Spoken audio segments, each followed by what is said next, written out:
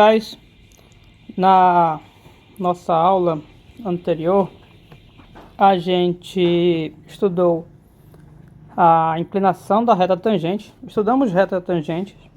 Vimos que a equação de uma reta tangente é dada por essa equação, onde esse m representa a inclinação. E a gente viu que a inclinação é esse limite aqui. Depois, a gente viu que esse limite poderia se transformar de uma outra maneira. Nesse limite aqui, que eu vou fazer um recorte e colocar ele flutuante. E perceba que é exatamente esse limite aqui. F de A mais H, menos o F de A. Aqui é um H embaixo, aqui é um H também. E H tende a zero. Então, na verdade, agora eu vou fazer o recorte desse limite. Esse limite que está em tela. Ok? Então, primeira coisa que nós estudamos de relevante. De relevante não, né? Tudo é relevante. Primeira coisa que a gente estudou na aula anterior foi a reta tangente e vimos que dependemos da sua inclinação e a inclinação é dada exatamente por esse limite.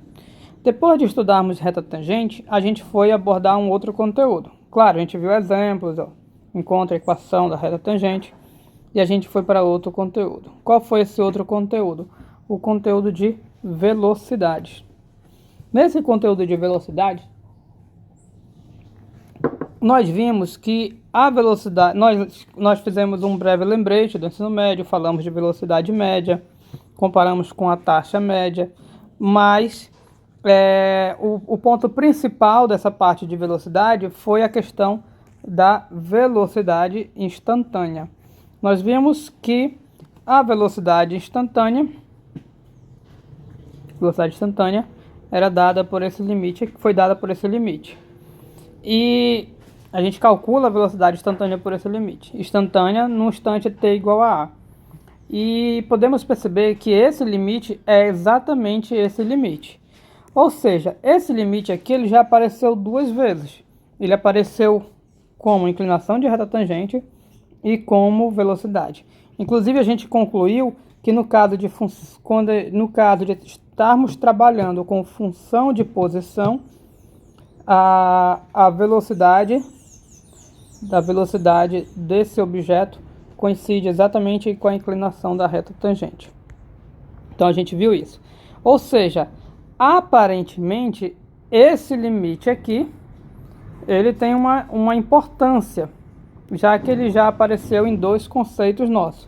E na verdade, de fato, guys, não é somente velocidade e só inclinação da reta tangente. A gente poderia mostrar diversos exemplos, passar o dia todo mostrando exemplos em que situações reais em que esse limite acaba aparecendo. Ou seja, esse limite ele é um limite de grande importância para a natureza. E, na verdade, esse limite, de todos os limites possíveis, esse aqui é o limite mais importante que existe. Então, por ser um limite tão importante, nós vamos estudá-lo.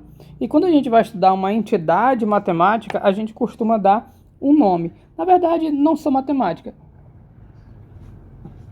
Qualquer elemento que você vai estudar de qualquer área, que é um objeto de estudo, aquele objeto ganha um nome técnico, naturalmente, para que quando se fale nele, use o seu nome para que saiba que se está falando dele.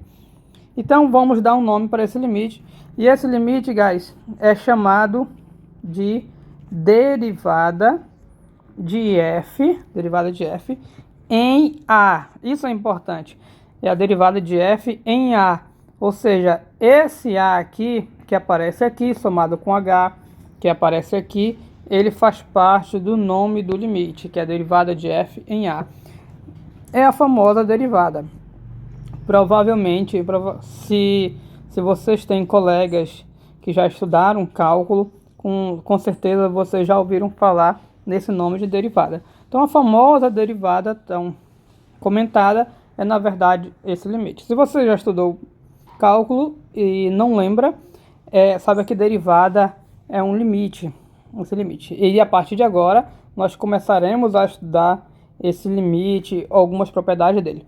Na verdade, depois da nossa prova, que a gente vai começar a estudar um pouco a mais desse limite, porém no sentido de conta.